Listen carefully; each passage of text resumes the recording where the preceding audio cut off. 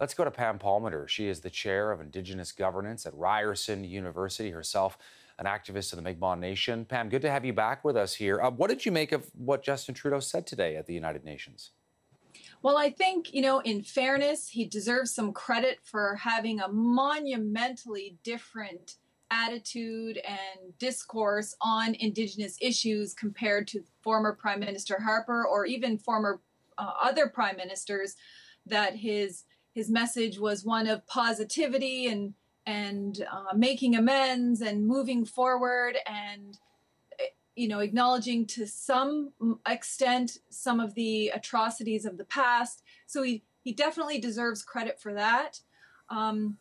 In the same vein, though, despite the beautiful words and moving speech, it really does a lot to mislead both the international community and Canadians here at home about the current realities and where the responsibility for the current realities of First Nations lies. And what I'm talking about is his really obvious attempt to historicize where these problems come from. So he refers to long ago treaty signing, residential schools, abuses of the past, but he doesn't talk about the abuses of right now. And that's where the United Nations and numerous treaty bodies where Canada is currently defending itself, the UN has pointed out, serious, grave, alarming, crisis-level human rights abuses that are ongoing even under his own government.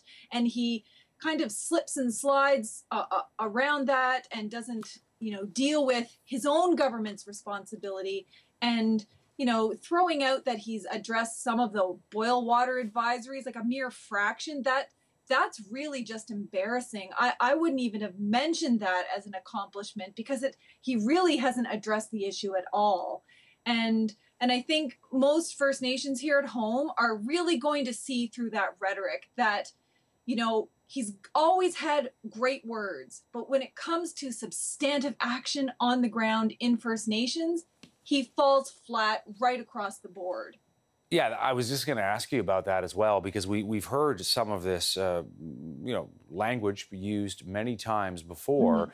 But I guess, at what point is it, optics and lip service, and at what point is it actually, sort of hitting the ground, putting the rubber to the pavement, so to speak, and bringing about real change? Well, exactly. And I mean, there's so many examples. So he's saying that he's a champion of women's and girls' issues and ending poverty and addressing, the problems in First Nations around suicide. Yet Canada, the Canadian Human Rights Tribunal issued a decision and said, you're racially discriminating against First Nations children in care.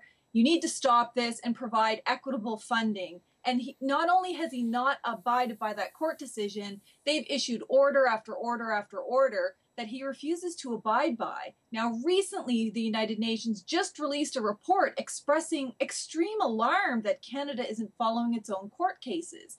And so you can look at, what did he do on National Aboriginal Day? Well, on National Aboriginal Day, he stood up in Parliament with all of his government and voted against gender equality in the Indian Act for Indigenous women and children. So that stands in stark contrast to the flowery words that he issued today. But if you even look at the more fundamental issues, he didn't mention a whole lot about addressing land issues here. He had no problem acknowledging that they were ancestral territories, but in terms of addressing the outstanding land claims here, no mention. No mention of the constant violation of Aboriginal and treaty rights, and that Justice Canada literally has hundreds of First Nations in court defending their own Aboriginal and treaty rights. So the international community may have thought that this was a great speech, but the reality is completely different on the ground here in Canada. Pam, always good to have you on, especially today as the Prime Minister spoke at the UN. We appreciate your time. Thank you.